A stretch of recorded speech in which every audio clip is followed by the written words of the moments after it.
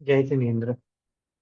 ये जिनवाणी के जो जीर्ण हो जाती है, या फिर जैसे हम खुद के समझने के लिए या बच्चों को पढ़ाने के लिए पेपर पे लिखते हैं, प्रिंट निकालते हैं, तो उन सब, एक तो उस टाइप के पेपर्स हो गए, या फिर कुछ पुस्तकें ऐसी हो जाती है जो अब रिपेयर भी नहीं हो सकती, पेजेस इतने फट गए हैं या बाइंडिंग इतनी फट गई, तो उनका मर्यादित रूप से अ, उन्हें उनका क्या किया जाए, ये प्रश्न है। देखिए, प्रश्न ये ज्वलंत भी है। और अभी मैं क्या कहूँ, कायदे से तो इसका कोई एक सटीक जवाब कोई भी नहीं दे सकता। कोई इसलिए नहीं दे सकता क्योंकि इसमें सबके अपने अपने पक्ष होंगे। तरह तरह की बातें आपने सुनी होंगी। तो मैं भी जो मुझे समझ में आता है वो मैं आपको बता रहा हूँ।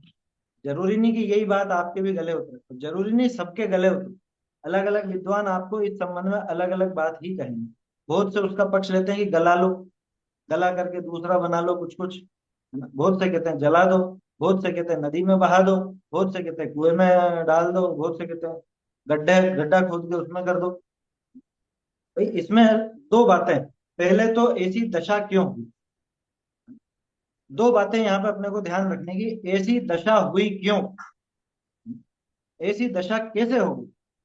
मैं इस बारे में हमेशा एक बात कहता हूँ, अपना कभी 10 रुपये का नोट भी नहीं फटता।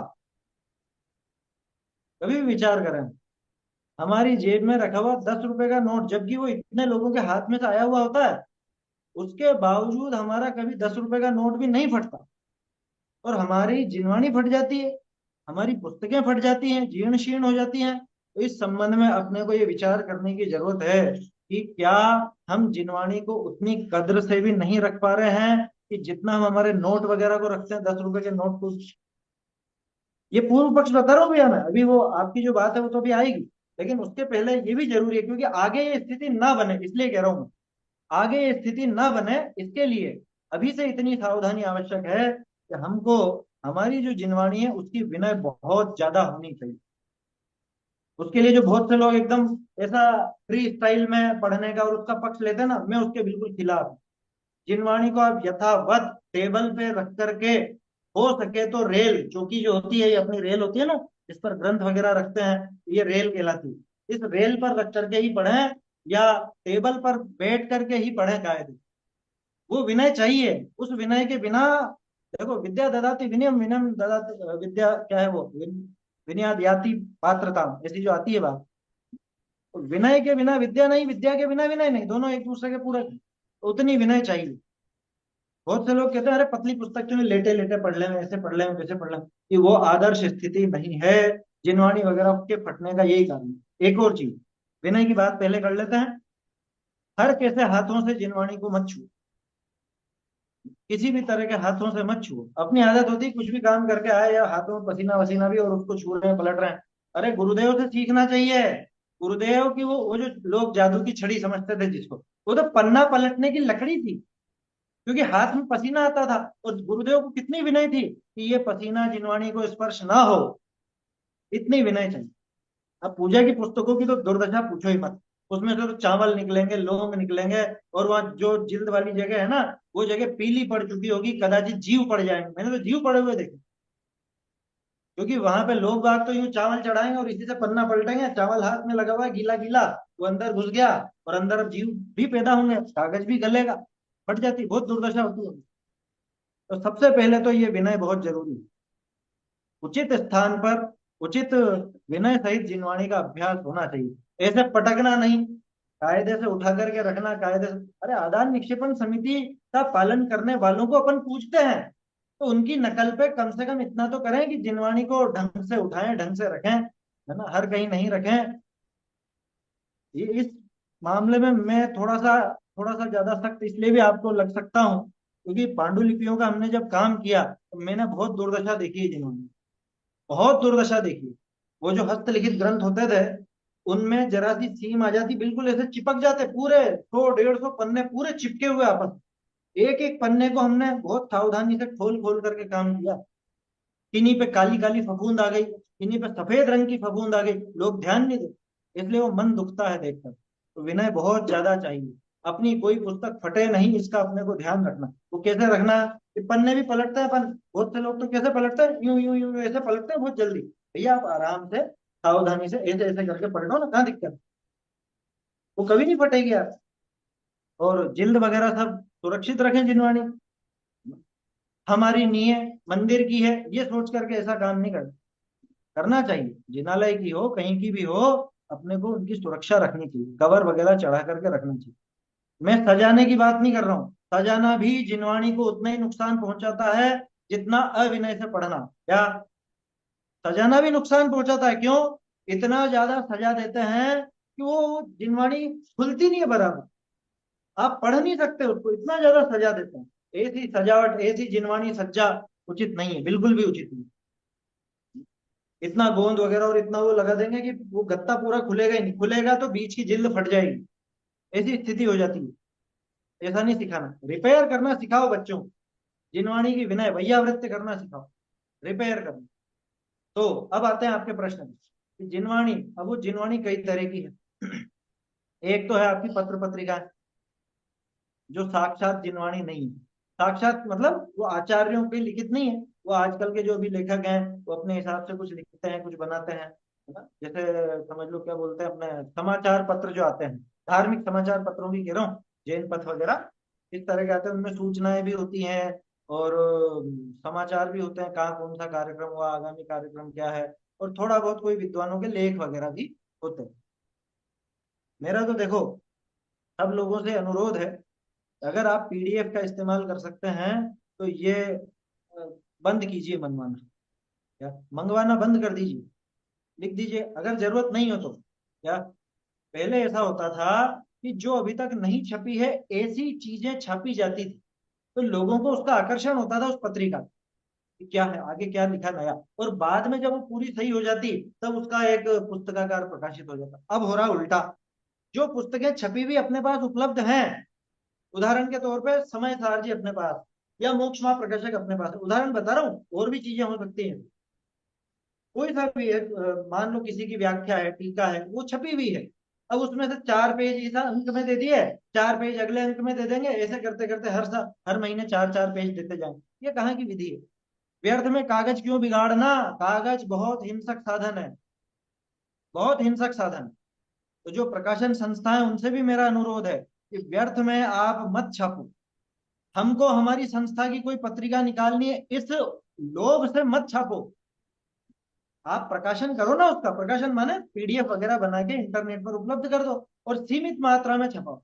मैं तो बल्कि ये कहता हूं कि हर एक को ऐसा विज्ञापन निकाल देना चाहिए कि अगली बार से ये सिर्फ पीडीएफ के रूप में उपलब्ध होगी। अगर आपको साक्षात पुस्तकाकार चाहिए तो आप हमको मैसेज करें, हमको लिख करके भेजें, मैसेज ही कर दो, लिखने में भी वो कागज बिगाड़ेंगे।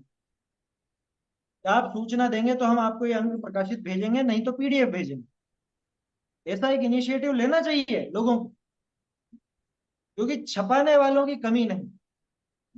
आया समझ में? और लोगों को खुद की चीजें छपाने का भी बहुत बहुत लालच है, बहुत लालच।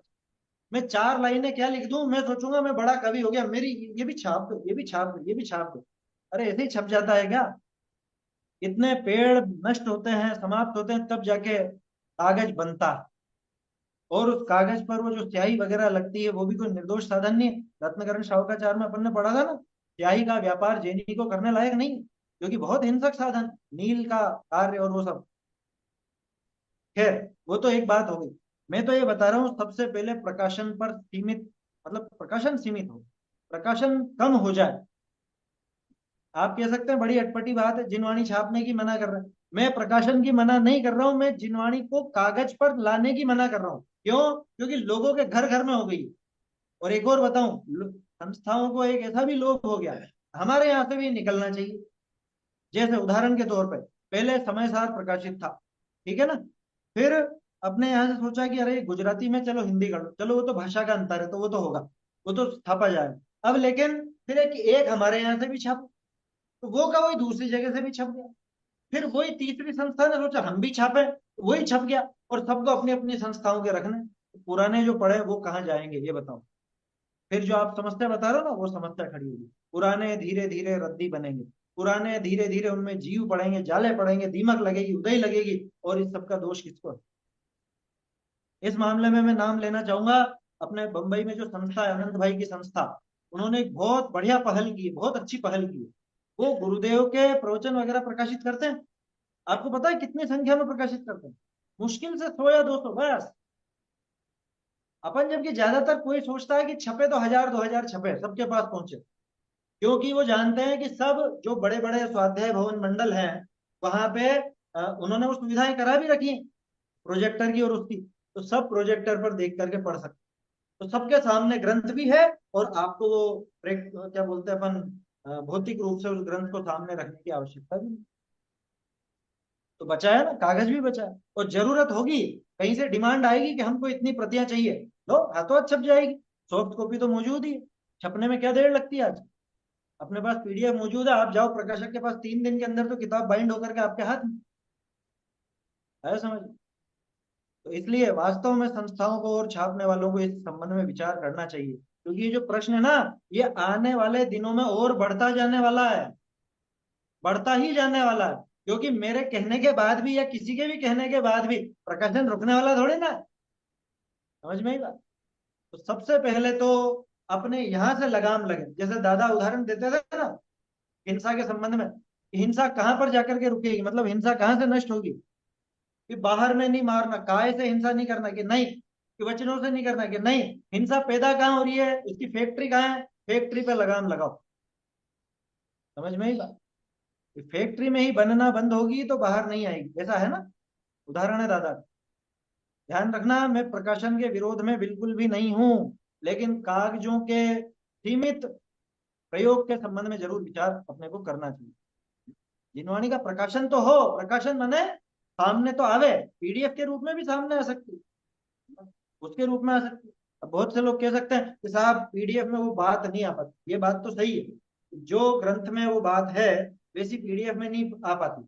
लेकिन साक्षात सामने ग्रंथ तो उसके लिए चाहिए जो नोट्स बनाता हो, जो अंडरलाइन करता हो, उसमें कुछ विशेष नोट करता हो। जो सामान्य श्रोता हैं उनको तो वो सामने स्क्रीन प्रोजेक्टर भी पर्याप्त है, क्योंकि उनको सिर्फ सुनना है बस, और कुछ नहीं करना।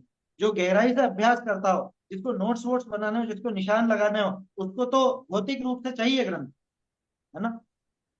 तो पहले खुद की विनय भी चाहिए, और जो प्रकाशन संस्था है वहां से प्रकाशन थोड़ा सा सावधानी से होना चाहिए। ये दो तो उपाय पहले ही रोकने के। अब आगे क्या करें कि साहब, ये तो आप आगे की बात बता रहे हो अभी तक, तो कि आगे भविष्य में अपन क्या कर सकते हैं, लेकिन अभी जो जीर्ण शीर्ण है उनका क्या किया जाए? बहुत से लोग कहते हैं कि जला दो। क्यों जला दो भैया? क्यों जला दो? कैसे जलाने में हिंसा नहीं है? कह रहे वो अभिनय होगी, फिर जलाने में अभिनय नहीं होगा? ये बताओ, कोई अभी अपने मंदिरों से अच्छे भले ग्रंथ ले जाकर के जलाए तो अपन बर्दाश्त कर लेंगे क्या? कि नहीं करेंगे, उससे तो झगड़ेंगे कि हमारे ग्रंथों की होली जला दी। पहले कांड हुए थे ना ऐसा, अपने यहाँ से ग्रंथों को निकाल कर ले गए और जला दी। है? बहुत सके कि नहीं नहीं, जलाने में तो देखो हिंसा ज्यादा है, पानी में बहा दो। मैं कहता हूँ वहां पे भी हिंसा बहुत, क्योंकि वो जो कागज है, कागज में जो स्याही है उस स्याही में केमिकल बहुत है। बिना केमिकल के वो स्याही चिपकती नहीं है कागज पर। समझ में ही बात? उन केमिकलों से, और कागज के स्वयं के, कागज के निर्माण में भी केमिकल लगते हैं। सीधे सीधे कोई पेड़ को छीलने से कागज थोड़ा बन जाता है। उसको फैक्ट्रियां जो होती है, कागज की फैक्ट्रियां, कभी आप जाकर के देखोगे, भयंकर बदबू आती है।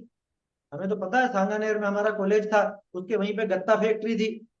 तो गत्ता फैक्ट्री के पास और वहां से निकलता तो बहुत बदबू आती थी। वो गत्ता होता है ना जो ऊपर बाइंडिंग में काम आता है, गत्ता बनता था। तो फिर क्या करें? पानी में गलाओगे तो पानी में भी वहां पर जीव मरेंगे, पानी के जीव भी मरेंगे। तो इसलिए जलाना या गलाना बिल्कुल उचित उपाय नहीं, मतलब मेरी नजर में, मेरे दृष्टिकोण में तो बिल्कुल भी उचित नहीं। दूसरी बात, आप जिस अभिनय से बचने के लिए गलाना या जलाना चाह रहे हो, क्या गलाने में या जलाने में वो अभिनय नहीं है? अभिनय तो उसमें भी है ना। उसको आपने बस नाम बदल दिया कि हमने पानी में विसर्जित किया। अरे विसर्जित करना बोलो कि पानी में फेंकना बोलो, बात तो बराबर ही है। हैं? नाम बदलने से क्या वो भावना बदल जाएगी? आप गला क्यों रहे हो ये तो बताओ। कह रहे यहाँ ऐसी फट गई है, तो वहां जाके क्या होगा, वहां जुड़ जाएगी क्या? यहाँ फट रही है, यहाँ कागज गल रहे हैं, तो वहां पे अच्छे हो जाएंगे क्या पानी के अंदर? ये तो क्या करें? ये बताओ। आपके पुराने बाप दादा की कोई चीजें हो ऐसी जो यादगार हो, क्या यादगार के तौर पे संभाल के रखते हैं ना अपन। ये हमारे पिताजी के पिताजी के पिताजी के कपड़े थे, हमने आज तक संभाल के रखे। या ये हमको तो हमारी शादी पर उन्होंने दिया था। आजकल तो वापस नया फैशन चल गया है। वो लड़कियां अपनी वो दादी नानी की उनकी साड़ियां पहनती हैं शादियों में, या लड़के भी अपने पिता के वो पहनेंगे। बोलो वो इतने बरसों तक संभाल के रखे, और कभी फट जाए तो क्या करते थे? फट जाए तो जितना रिपेयर हो सके उतना तो रिपेयर कर दो। ऐसे ही जहां तक संभव हो उतना तो रिपेयर करना। क्या? और अगर रिपेयर करना संभव नहीं हो तो भी विनय पूर्वक एक स्थान पर सुरक्षित रख लेना। अरे अपने घरों में कितनी तो फालतू चीजें पड़ी रहती हैं। वो शादी की एल्बम है, पहले जो एल्बम होती थी, वो पन्नी के अंदर वो रहते थे फोटो, है ध्यान? या वो आपने फोटो फ्रेम लगा रखी होगी आपके घर में, तो वो जो कांच होता था ना, कांच से फोटो चिपक भी जाते कई बार, देखे होंगे आपने। कांच से फोटो चिपक के नष्ट, मतलब चिपक ही गया, अब तो खराब ही होंगे, निकालते भी खराब होंगे। क्या करते हैं उसका? कि अरे रखते हैं, पड़े रखते हैं, क्या करते हैं? कहीं से कोई सम्मान करके आपको शील्ड वील्ड दे दे, जरा से वो ट्रॉफी व्रॉफी दे दे, उसको कैसे सजा के रखता। बहुत से लोग तो पूरा एक डिस्प्ले बोर्ड बना के रखते हैं, क्या पूरी एक दीवार हमारे और हमारे बच्चों के और उन बच्चों के भी बच्चों के जो इनाम ट्रॉफियां वगैरह मिली हैं, ऐसे सजा के रखेंगे दिखाने के लिए। तो जब ये सड़ी चीजें फालतू चीजें रख रखी हैं, तो जिनवाणी भले अब फट चुकी हो, तो उसको एक तरफ सुरक्षित रखने में क्या दिक्कत है? जो होना होगा अपने आप हो जाएगा। आप क्यों जलाओ और क्यों गलाओ? एक पेटी रख लो, लोहे की पेटी। लोहे की इसलिए कह रहा हूं क्योंकि लकड़ी वगैरह में जीव पड़ सकते हैं जन। देखो एक चीज हमेशा ध्यान रखना, कभी भी कहीं भी, चाहे वो आपके जिनवाणी के स्वाध्याय मंडल हो, चाहे आपका व्यक्तिगत लाइब्रेरी हो आपके घर की, पुस्तकों की अलमारी तो लोहे की ही होनी चाहिए। लकड़ी की मत रखना। क्या? लकड़ी की अलमारी भले कितनी अच्छी लकड़ी हो, है ना, लकड़ी के, भले लकड़ी में नहीं पड़ेगा जीव, लेकिन लकड़ी के सहारे से उसको वो मौसम मिलता है वहां पनपने, उन जीवों। लकड़ी की अलमारी में जिनवाणी इतनी सुरक्षित नहीं रह सकती जितनी लोहे की। और आजकल फैशन या दिखावे के नाम पे ज्यादातर लोग लकड़ी की बनवाते हैं। लकड़ी की क्या सुंदर लगती है, तरह तरह की माइका वगैरह लग जाती है तो वैसे सुंदर हो जाती है। लोहे की अलमारी में न हवा जाती है न पानी जाता है, वो सुरक्षित। चाहे आप उसमें आगे कांच वांच लगवा लो ताकि वो दिखते रहे अंदर कौन सा ग्रंथ है, अगर ज्यादा ग्रंथ हो आपके पास। लोहे की अलमारी होनी चाहिए। ये तो मैं जिनको सुरक्षित रख, मतलब जो अभी सुरक्षित ग्रंथ है उनकी बात कर रहा हूँ। और जो गल गए फट गए उनके लिए क्या उपाय है? कि जैसे हमारे पुराने कपड़े भी चाहे फट गए हों तो उनको सुरक्षित एक तरफ पड़े रखते हैं ना। अरे सबके घरों में इतने कपड़े हैं जो पहनते नहीं है। हर साल दिवाली पे धूप देते हैं, मतलब दिवाली के बाद सफाई करते हैं तब धूप देते हैं और वापस अंदर रख लेते हैं। तो शादी में पहने हुए लहंगे कब काम आते हैं वापस? शादी में जो आपने कोट पैंट पहना था उसके बाद कब पहना जिंदगी में? नहीं पहना, लेकिन रख रखा। तो जिनवाणी भी रखे रखो। कह रहे साहब ऐसे तो गलती जाएगी, अरे होती जाएगी तो अब उसका तो कोई उपाय नहीं है देखो। लेकिन एक तरफ आप उसको सुरक्षित रखिए, जैसा होना होगा अपने आप हो जाएगा। या प्लास्टिक के डब्बों में, हाँ वो भी ठीक है। इसलिए ठीक बोल रहा हूँ, प्लास्टिक को हल्का यूं मत समझना। प्लास्टिक क्या है, खुद भी नष्ट नहीं होता, और प्लास्टिक में जो पैक है उसमें भी जीव कम पड़ता है। बहुत से लोग ऐसा भी करते हैं, छोटी पुस्तकें हो या कुछ हो। हमने तो ऐसे प्रयोग उसके लिए किए थे पहले, पांडुलिपियों के लिए। जो हस्तलिखित ग्रंथ और ऐसे होते हैं थोड़े से जीर्ण जैसे लगते हैं, तो हमने उनके लोग प्लास्टिक के डब्बे में रख के सुरक्षित रखे। ये बात भी सही है, प्लास्टिक के डब्बे में भी हवा वगैरह नहीं घुसती।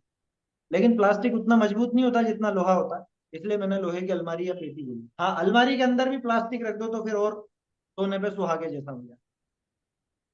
इसलिए देखो मैं तो उसका उसके पक्ष में बिल्कुल भी नहीं हूँ। बहुत से लोगों ने एक नया चलन चलाया, क्या कि आप हमको जिनवाणी वगैरह भेजो, जो भी आपके यहाँ गल गई हो, ऐसी हो गई हो, खराब हो गई हो, हम उनको गला करके और नया गत्ता बना देंगे और उसको जिनवाणी में ही काम में लेंगे।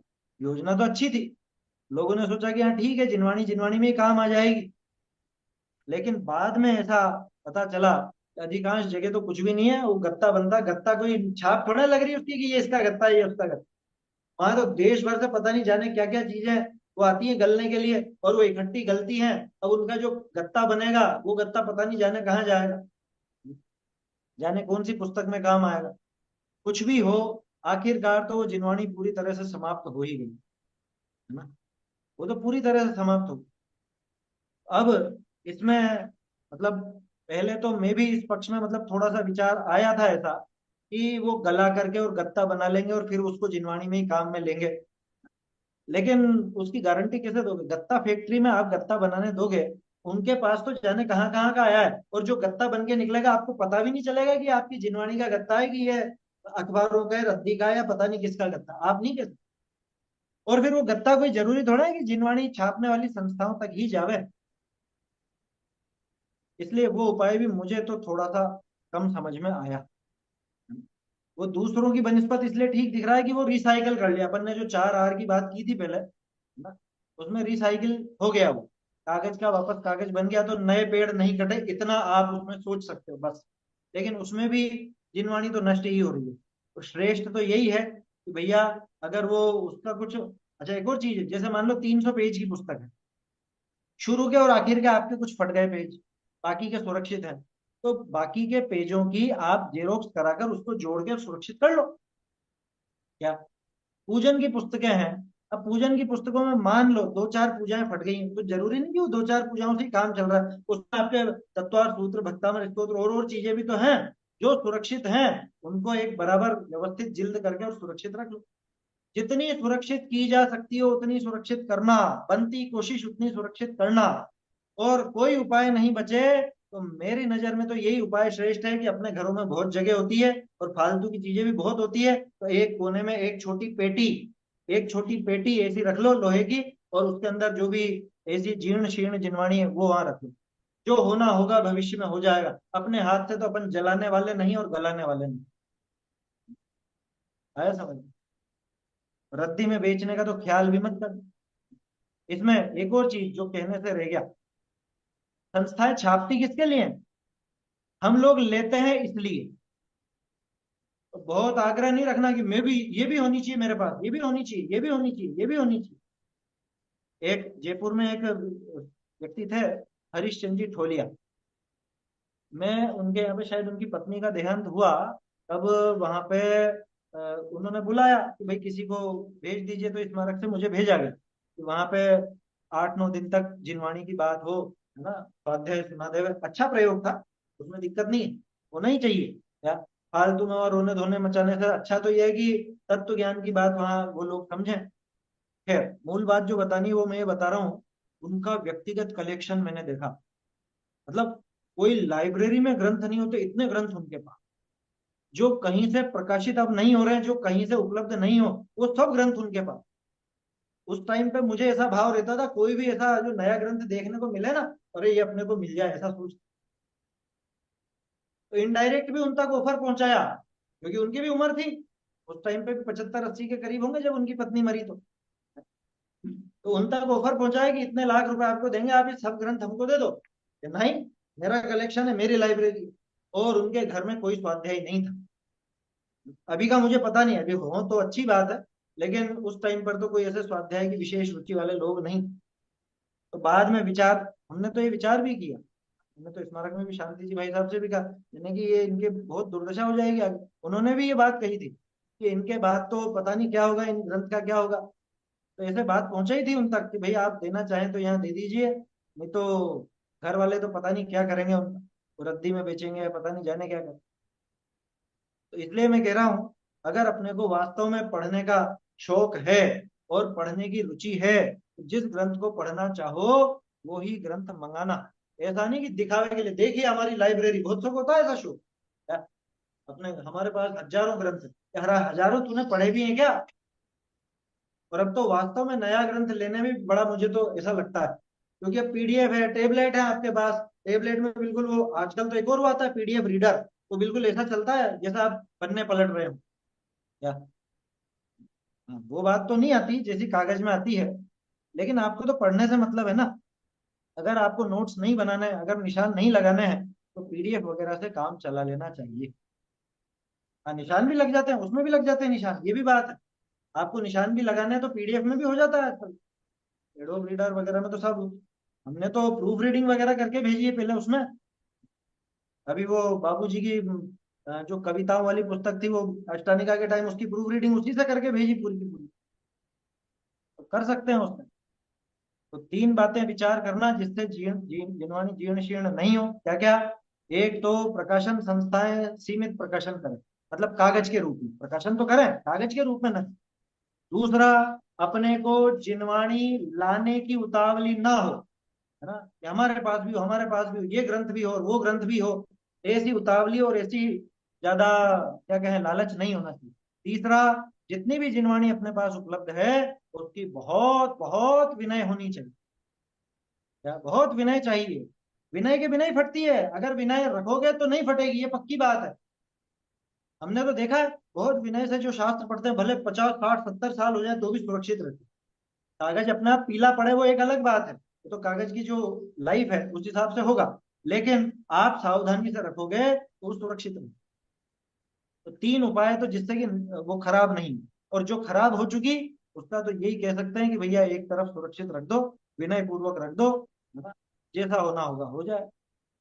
बाकी जलाना या गलाना, वो तो मैं तो उसका पक्ष नहीं लूँ, क्योंकि उसमें हिंसा ज्यादा है। क्योंकि यहाँ पढ़े पढ़े उतनी हिंसा नहीं होनी, पढ़े पढ़े उतना अभिनय नहीं होना है जितना वहां जाकर के होना। ये भी तो बात है ना।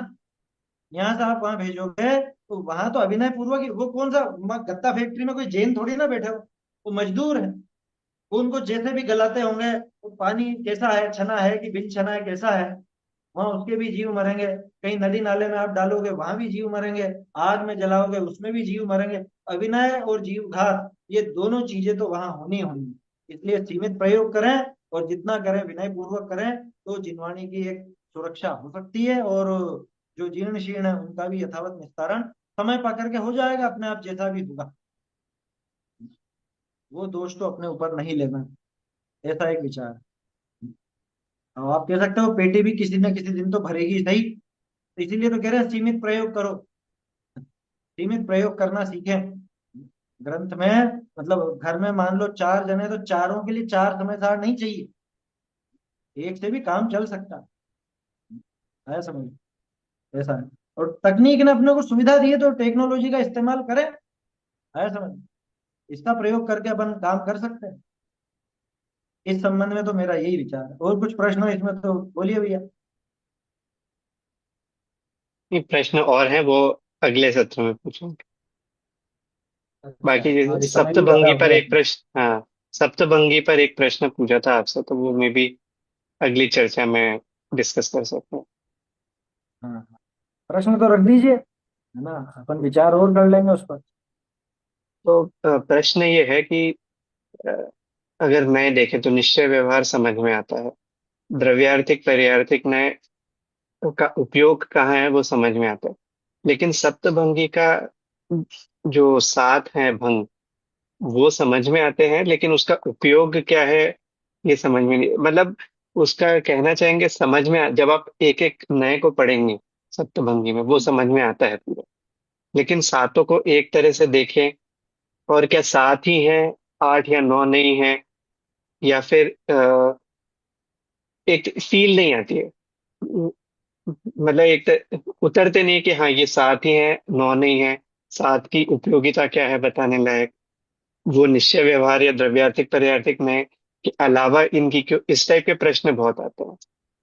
वो समझाना मुश्किल हो रहा है, लेकिन वो उतरता नहीं है हृदय में, समझ गया मैं। ये प्रश्न है। सप्तभंगी कह रहे हो आप या सात नए कह रहे हो? दोनों अलग चीज है, सप्तभंगी, आपने दोनों शब्द। सप्तभंगी। सप्त- करेंगे, इस पर चर्चा करेंगे अपन, और भी देखेंगे। चलिए, तो अभी तो समाप्त करते हैं अपन।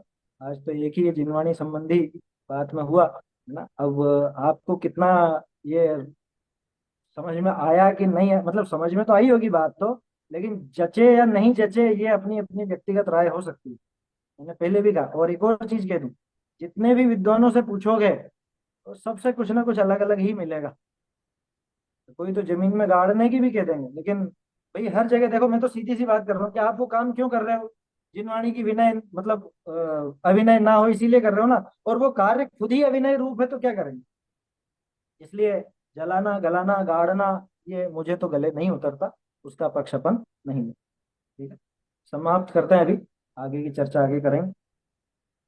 चैतन्य का स्मरण प्रतिक्षण ही करो रे, भव के अनंत दुख को क्षण में हरो रे। अक्षय अनंत निज सौख्य निधान पाओ, गाओ अरे नित इसी के गीत गाओ। निज निधि निज में बताई, यह अनंत उपकार है, इसके लिए जिनवान मांगो, शत बार वंदना शत बार। हाँ, इस संबंध में एक चीज और ध्यान आई अभी अभी। हर जगह नए ही ग्रंथ मंगाए जाएं ये उचित नहीं है। बीच में एक किसी ने ऐसा विचार रखा था कि जैसे हमारे मंडल में जरूरत है, मान लो हमारे मंडल में ग्रंथों की जरूरत है, तो आस पास के मंडल में कहीं उपलब्ध हो और अभी काम में नहीं आ रहे हो तो वहां से मंगा करके काम में ले लो। है समझ में? अभी हमको मान लो जैसा अपने मोक्षमा प्रकाशक चल रहा है, तो मुझे मोक्षमा प्रकाशक चाहिए तो जरूरी नहीं कि मैं नया मंगाऊं, अरे फटाफट ऑर्डर कर दो 2 दिन में आ जाएगा, ऐसा नहीं। आस पास के मंडलों में वहां पे अपन विचार करो ना, वहां पे उनको सूचना दे दो कि साहब आपके यहाँ काम नहीं आते हो तो हमारे यहाँ भेज दीजिए, अभी हमारे यहाँ विषय चल रहा है। ऐसे अपन बांट करके काम में ले सकते हैं। हमने ये प्रयोग पहले किया था, सबसे पहले आत्म प्रसिद्धि ग्रंथ था जब, वो योजना मतलब वर्षों पहले, क्या कहूँ लगभग आज से कितना 26-27 साल पहले की बात बता रहा हूँ, जब तो शायद जयपुर पढ़ता ही होगा मैं उस टाइम पर, उस 25-26 साल की पहले की। तो आत्म प्रसिद्धि ग्रंथ 47 शक्तियों पे गुरुदेव के प्रवचन वो सभा में चलाए थे। तो आस पास से ही इकट्ठे किए सब, और उनको थोड़े बहुत फटे हुए भी थे तो उनको रिपेयर भी कर लिया। इस बहाने ग्रंथ सुरक्षित भी रहेंगे, रिपेयर भी होंगे, ज्यादा से ज्यादा काम आएंगे। और सही है वो, रिफ्यूज रिड्यूस रीयूज और रिसाइकिल की बात तो वो आगे की है, वो अलग चीज है। तो वो करना चाहिए अपने को, वो भी एक इसमें विचार।